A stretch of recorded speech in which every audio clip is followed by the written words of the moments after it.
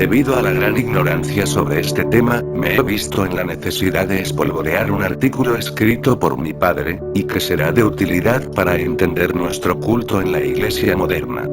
El culto de la Iglesia del Señor por Pablo Aguilar. Es bueno entender y aceptar que la Iglesia cristiana comienza como una secta del judaísmo, porque en esencia lo era. Solo sin tener este perjuicio racista y cultural se podrá entender cómo nos llega la adoración en el culto cristiano evangélico, que tanta diferencia nos da de las demás denominaciones y sectas de la cristiandad. Cabe destacar que en la Biblia aparece más de 500 veces la expresión Dios de Israel, muchas veces Jehová de los ejércitos de Israel, y bien marcado el poderoso de Israel. No es difícil de notar que el escritor nos quiere dar a entender claramente que es el Dios de los hebreos y a ellos les pertenece. Por esta razón solo ellos tienen la última palabra en la adoración hacia su Dios.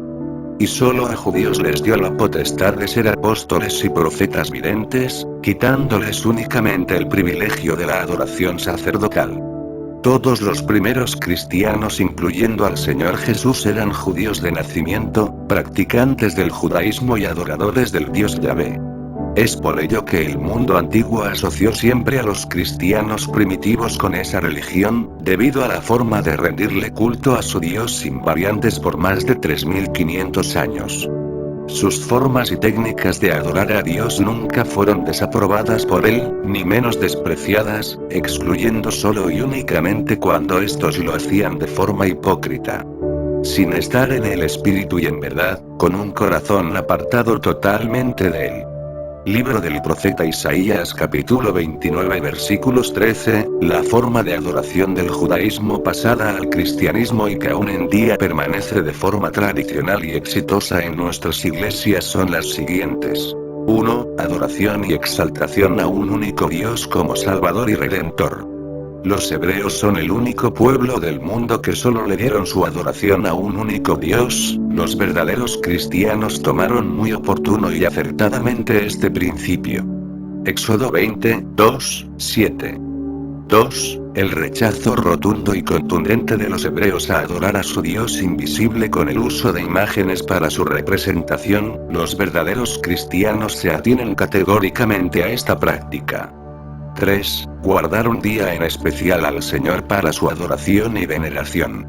Solo con la variante del día sábado por el día domingo es un día que el cristiano toma para la adoración a el Señor de forma especial. Éxodo 20, 8. 4. El respeto y celo desmedido por el recinto o lugar de alabanza y su mobiliario. Se ha comprobado que el creyente que sienta celos y amor por la casa de Dios se convierte en un cristiano piadoso, devoto y muy compasivo. Juan 2, 17. 5. La lectura e interpretación del Torá o Biblia de forma pública. Un rito judío muy antiguo que los verdaderos cristianos se han convertido en verdaderos expertos en tal práctica. Lucas 4, 18. 6. Oración pública en la asamblea en fuerte voz, usada por los judíos ortodoxos, fue duramente criticada por el Señor, pero aún hoy en día está de forma tradicional en la iglesia. Hechos 22, 17. 7. La utilización de instrumentos musicales en la adoración y las variaciones que les dieron los griegos y romanos cuando estos empezaron a adorar al Dios de Israel. Salmo 150. 8. Guardar días especiales y conmemorarlo en fiestas, practicado por judíos conservadores. Esta práctica fue duramente criticado por el apóstol Pablo, pero las iglesias siguen con las tradiciones de días especiales hasta nuestros tiempos. Gálatas 4, 10. 9. El cántico de salmos, donde se exaltan los atributos de Dios, y las acciones de gracias, practicado en la adoración antigua de los judíos, se practica de forma exitosa entre los verdaderos cristianos actualmente. Salmos 57,07. 10. El diezmo como ofrenda voluntaria y alegre.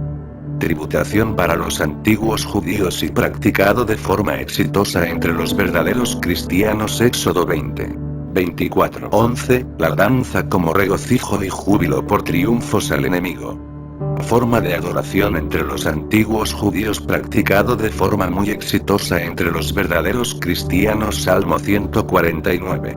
3:12, la presentación y dedicación del infante al Señor en el templo, practicado desde la creación del pueblo judío y muy acertadamente tomada por la Iglesia.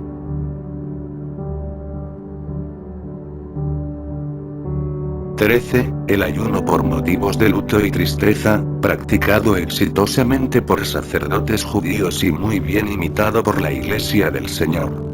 Primera de Reyes 21:9. Y por último y más importante, 14. El sacrificio como única vía para la redención del pecado. Practicado por el judaísmo antiguo en el templo. Cristo como Cordero perfecto se sacrifica por la humanidad como único y suficiente holocausto para redimir el pecado. Aceptado por la Iglesia como la única forma de escape para la condenación.